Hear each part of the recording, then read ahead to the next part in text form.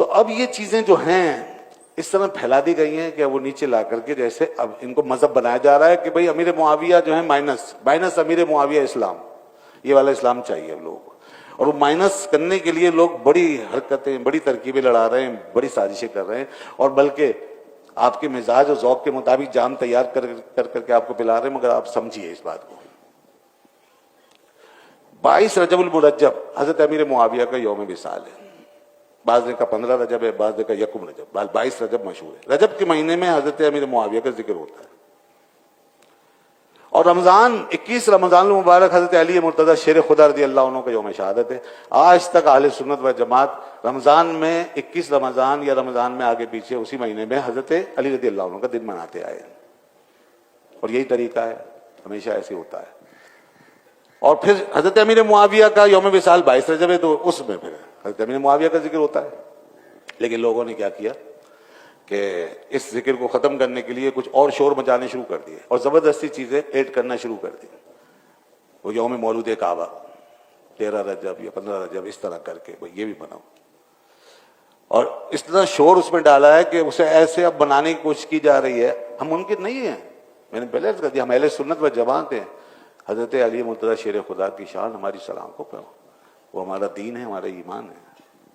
لیکن یہ سازشیں جو ہو رہی ہیں نا، اس کو سمجھیے۔ وہ ایک آپ نے سنا ہے نا محاورہ، حب علی میں بغض معاویہ، اس کو ذرا ہمیشہ دیکھتے رہیے، آج بہت ضرورت ہے اس بات کو سمجھنے۔ حب علی میں بغض معاویہ بہت ہو رہا ہے، یہ حضرت علی سے محبت نہیں ہو رہی، یہ پیچھے سازش کچھ اور ہے۔ دو سازشیں، دو، ایک تو یہ ہے کہ جو ماننے والے ہیں اور مانے، آگے بڑھے، یہاں تک کہ وہ جو میلاد کا کانسیپٹ ہے نا، جو رسول اللہ صلی اللہ علیہ وسلم کا ہے، ولادت صرف رسول اللہ کی منائی جاتی ہے، صرف رسول اللہ کی۔ بتا دیجیے مجھے کسی اور کی ولادت مناتے ہو؟ بزرگان دین میں سے ولادت صرف رسول اللہ کی منائی جاتی ہے، یوم میلاد اس کو کہتے ہیں، میلاد النبی۔ یہاں سازش یہ ہو رہی ہے کہ حضرت علی کو رسول اللہ کے برابر لایا جائے، اور پھر ایک میلاد اور ایڈ کرو، اور یہ دیکھیے گا وقت کے ساتھ ساتھ 2 میلاد ہوں گے، اور جو برابری کے قائل ہیں وہ کھینچیں گے پوری طرح، جو بچ جائیں گے، لیکن بہت سے لوگ کھنچ جائیں گے، اور ان کا مقصد پورا ہو جائے گا کہ علی رسول اللہ کے برابر ہیں۔ کیونکہ آپ نے سنا ہے ببانگ دوہل یہ باتیں اعلانیہ کہی جا رہی ہے کہ علی جو ہیں وہ انبیاء سے افضل ہے،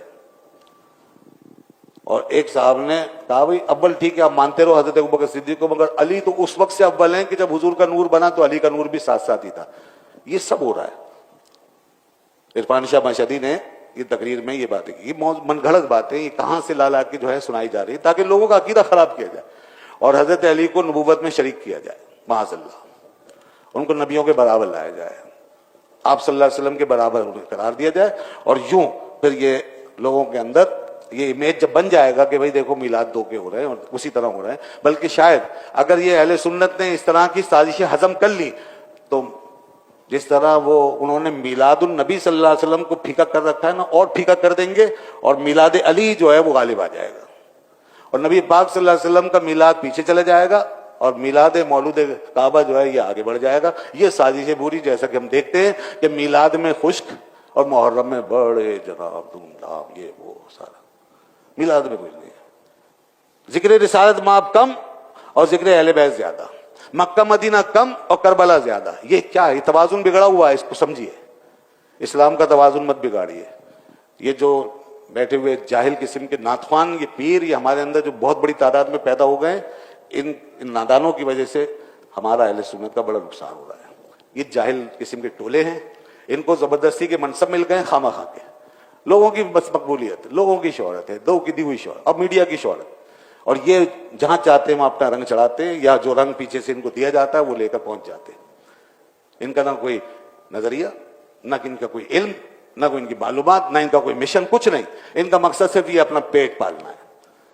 اگر واقعی یہ اپنے حلیے کے مطابق دین کے ساتھ کھڑے ہوتے تو ان کے ساتھ مشن ہوتا، اور یہ سمجھتے ان چیزوں کو، جیسے کہ سنجیدہ علماء سمجھتے ہیں، اور وہ پھر آتے ہیں سامنے اور پھر وہ بات کرتے ہیں جس سے کچھ لوگوں کو ضرور برا لگتا ہے، برا ضرور لگے۔ جب بھی حق کی بات ہوگی کچھ لوگوں کو برا ضرور لگے گا، مگر یہ تو سب کے یہاں آنکھوں کے تارے ہیں سارے، ان کو تو کوئی مسئلہ ہی نہیں ہے، سب قبول کرتے ہیں، سب جگہ ہر اسٹیج پہ ان کے لیے تو ویلکمنگ ہو رہی ہے، اور یہ ہر ماحول کے مطابق بات کریں، ویسی منقبت بڑھا لو، ویسی نعت بڑھا لو، ویسے ایونٹ کروا لو ان سے، یہ ہر رنگ میں رنگے ہوئے ہیں۔ تو ہمیں ماحول کو سنبھالنا ہے، ہمیں قوم کو بچانا ہے۔